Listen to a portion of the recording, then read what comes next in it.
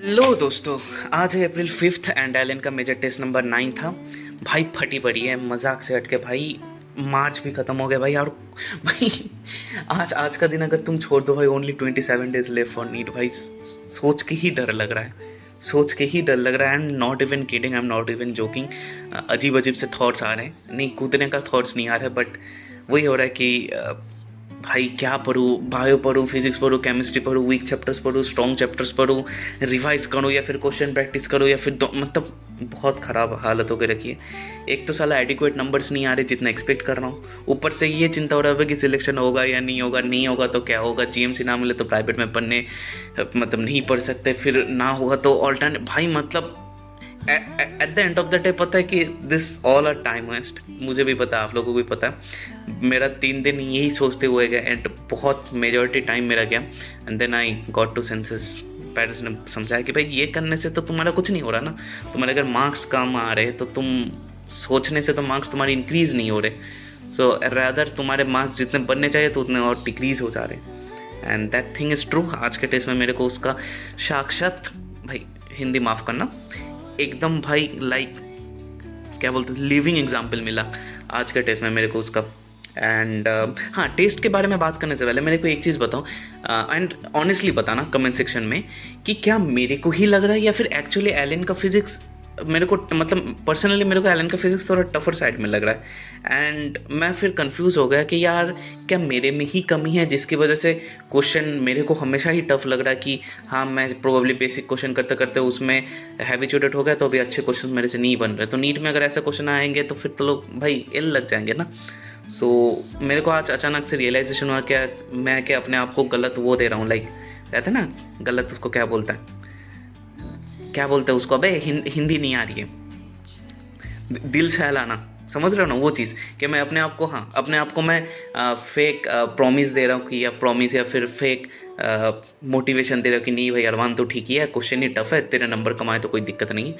So I am like kind of confused about that. So please comment section में एक बार बताना कि सिर्फ मेरे लिए या फिर तुम लोगों के लिए भी फिजिक्स क्वेश्चन थोड़ा टफ ही लग रहा है। एंड तुम्हारा कमेंट देख के मेरे को फिर पता चलेगा कि सीन क्या है एंड उसके अकॉर्डिंग मैं थोड़ा कुछ अपना लाइक इम्प्रूवमेंट के लिए स्टेप वगैरह ले सकता हूँ। बाकी ओवरऑल क्वेश्चन के बारे में बात करें तो पर्सनली मेरे को AIOT से ज़्यादा टफर साइड में लगा, मेनली बिकॉज AIOT में जो बायो के क्वेश्चन आए थे, फिर बायो क्वेश्चन जो आए थे मेरे को बहुत ही आसान लगे थे। आज के बायो क्वेश्चन में मेरे को उतना आसान नहीं लगा जितना AIOT लगा था, तो बायो में मेरे थोड़े नंबर कटेंगे। एंड फिजिक्स मेरे को एक्चुअली टफ ही लगा। केमिस्ट्री AIOT जैसा था, मेरे को ऑलमोस्ट सेम ही लगा, बस कुछ फिजिकल केमिस्ट्री के क्वेश्चन अच्छे थे मेरे को लगे। एंड मैं अगर बताऊं सेफ स्कोर के बारे में तो आज के टेस्ट के सेफ स्कोर को लेके मैं कंफ्यूज हूँ, क्योंकि मैं अपने परफॉर्मेंस को लेके कंफ्यूज हूँ कि मेरा परफॉर्मेंस कैसा गया आज का। एंड बाकी मैंने 2 लोगों से पूछा तो 2 लोग लाइक मेरे उधर सेंटर में सब्सक्राइबर वगैरह, तो 2 लोग एकदम पोलर ऑपोजिट बताएं। एक ने बताया कि फिजिक्स बहुत आसान है तो अच्छा गया, पेपर बहुत अच्छा गया, 2 घंटे में पेपर ख़त्म हो गया। एंड एक ने बताया कि यार AIOT से ख़राब गया। तो मेरे को पर्सनली समझ नहीं आ रहा है। एंड दोनों ही सेम लेवल के स्टूडेंट हैं, अच्छे स्टूडेंट, मेरे सेंटर में टॉप रैंकिंग्स में रहते हैं। सो मैं मान के चल रहा हूँ 500 जो नॉर्मली रहता है किसी भी मेजर टेस्ट में, सेफ स्कोर 500 to 550 जो लोग कंप्लीट करके पढ़ के जा रहे हैं। एंड ये प्रोबेबली सेफ स्कोर रहेगा। तुम लोग बताना कि तुमको कैसा लग रहा है। बाकी कुछ क्वेश्चंस के बारे में बात करते हैं। एंड उसके पहले मैं तुम लोगों को एक बार आंसर की दिखा देता हूँ, क्योंकि बहुत लोगों के पास अपेरेंटली आंसर की नहीं मिलती। So this is the answer key, I hope you are seeing this. And बात करते हैं कुछ क्वेश्चंस के बारे में। सो फिजिक्स के ये क्वेश्चन था 5 नंबर क्वेश्चन। मैंने ये क्वेश्चन करा था, as per as I remember I have done this question. And बहुत ही आसान क्वेश्चन है, स्ट्रेस बाय स्ट्रेन है, बट एग्ज़ाम हॉल पे बैठ के मेरे को पता नहीं ये चीज़, मेरे को ये ग्राफ मैंने तो ग्राफ वगैरह करा ही नहीं, मैंने देखा ही नहीं भाई स्ट्रेन वर्सेस स्ट्रेस है। This is extremely easy question. Energy density दिया हुआ है एंड तुमको क्या क्या फिगर आउट करना है, अच्छा ओ नहीं सॉरी, एनर्जी डेंसिटी तुमको फिगर आउट करना है एंड तुम्हारे इधर लीनियर स्ट्रेन दिया हुआ है। बहुत ही आसान क्वेश्चन है, बट फॉर दैट मोमेंट मेरे को लगा कि मैंने तो ये क्वेश्चन करा नहीं, छोड़ देते टाइम वेस्ट, क्योंकि मैं अभी अप्रोच ऐसे ही करता हूँ फिजिक्स या केमिस्ट्री या बायो तीनों, जो क्वेश्चन नहीं होता उसमें दिमाग लगाना ही नहीं, उस पर टाइम बचा के 2 क्वेश्चन एक्स्ट्रा करो। सो आई लेव दैट क्वेश्चन एंड बाद में मेरे को टाइम नहीं मिला कंप्लीट करने का। सो तुम लोग बताना, इसका आंसर मैं बता देता हूँ इन केस अगर तुम सॉल्व करो। इसका 3 नंबर आंसर है ना। उसके बाद ये क्वेश्चन एक नया मिला मेरे को।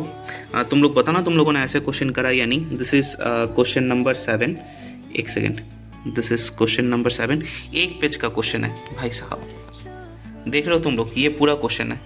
एक सेकेंड, हाँ किसी को देखना है ऐसे जूम आउट करके देख लो। ये क्वेश्चन आया था। इस क्वेश्चन का मैं आंसर बता देता हूँ। इस क्वेश्चन का आंसर है 3, इसका 3 नंबर ये आंसर है। सो चेकआउट कर लेना किसी को अगर करना है सॉल्व। एंड उसके बाद इस क्वेश्चन में 8 नंबर वाले क्वेश्चन में मैं कंफ्यूज हो गया। ऑल तो मैंने आंसर निकाल दिया था लास्ट मोमेंट पे आके, बट इधर मार्क नहीं है क्योंकि लास्ट मोमेंट पे करा था। 8 का आंसर नंबर 4 होगा। कैसे होगा मैं तुमको शॉर्टकट में बता देता हूँ।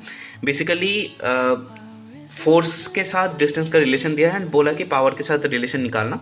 तो इधर पावर का क्या फॉर्मूला लगने वाला है, फोर्स डॉट वेलोसिटी जो वाला फॉर्मूला है ना, वो वाला फॉर्मूला इधर लगने वाला है एंड वो लगा लेना, ठीक है। थोड़ा तुमको फोर्स से तुम एक्सेलरेशन के साथ प्रोपोर्शनली निकालोगे, फिर एक्सेलरेशन मतलब क्या है वीडीवी, उसको इंटीग्रेट वगैरह करके कर लोगे। मतलब मैंने हिंट दे दिया कि एफ डॉट वी करके निकालना पड़ेगा। You can bring it out and answer 4 होगा। उसके बाद 9 नंबर क्वेश्चन में मैं बहुत ही कंफ्यूज हो गया। 9 नंबर क्वेश्चन तुम देखो, एक बार देख लो question. 9 number question is there is like nothing, मतलब अगर तुम देखोगे तो बोले कि भाई ये तो नॉर्मल क्वेश्चन है। मैं इस बार ना कंफ्यूज हो गया। मैं पहले जो सॉल्व कर रहा था मैं बोला कि भाई इसमें करंट जा रहा है, इसमें करंट जा रहा है, बट फिर देखा कि भाई करंट तो इसमें भी जा रहा है, इसमें भी जा रहा है ना। अब now there is a thing, current कैसे जा रहा है, आधा होके इधर से जा रहा है, आधा इधर से जा रहा है। And then I got confused कि भाई ये इतना बड़ा क्वेश्चन, क्या सीन है नहीं सीन है। ऊपर से लाइक तुम्हारे एंगल वगैरह दे के रखा है, फिर रेडियस वगैरह दे के रखा है। देन आई वाज लाइक कि यार अभी क्या करूँ मैं इसका। एक तो ये वाले करंट से तो ज़ीरो जाएगा, इस वाले करंट से कुछ निकलेगा, उसको निकालना पड़ेगा, फिर दोनों लूप से। फिर मैंने ये क्वेश्चन छोड़ दिया। मैं सोचा कि भाई ये क्वेश्चन आएगा बट करने में टाइम लगेगा and I left it out and बाद में करने का टाइम नहीं मिला। तुम लोग अगर कोई करना चाहते हो तो कर लेना। इसका आंसर मैं बता देता हूँ, इसका आंसर है 1 नंबर। उसके बाद ये क्वेश्चन है, ये क्वेश्चन भी बहुत लेंदी क्वेश्चन है। ये क्वेश्चन भी टफ क्वेश्चन नहीं है, बट मैं सोचा कि मैं पढ़ के देख रहा था एंड आई वाज लाइक कि भाई इसमें दिमाग लगाना पड़ेगा, तो ये क्वेश्चन मैंने स्किप करा। बेसिकली मैं तुमको दिखाना होगा कि कौन से क्वेश्चन कर सकते थे एंड स्किप मैंने करा। बहुत सारे क्वेश्चन ऐसे थे जो मैं कर ही नहीं पाया, वो सारे क्वेश्चन भी थे बट उसको मेरे को खुद एनालिसिस करना पड़ेगा, तो उसके बारे में मैं तुम लोगों को क्या ही बताऊँ। बट मेरे को जो क्वेश्चन पता है कि भाई हाँ it was doable but I didn't do, I skip those question, तो वही क्वेश्चन मैं तुम लोगों को दिखा रहा हूँ। तो ये क्वेश्चन है, पढ़ के एक बार देख लेना। 20 नंबर क्वेश्चन, 20 नंबर क्वेश्चन का आंसर मैं बता देता हूँ, 3 नंबर आंसर है।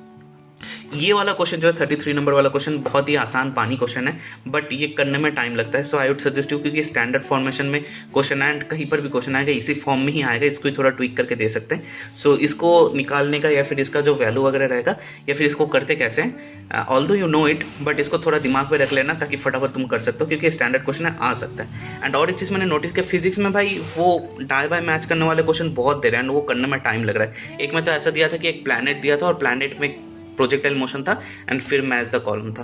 अब मुझे पता नहीं कि एक आंसर मैच करने से हो जाता है या नहीं जो होता है, बट हाँ मैच द कॉलम वाले क्वेश्चन थे फिजिक्स में।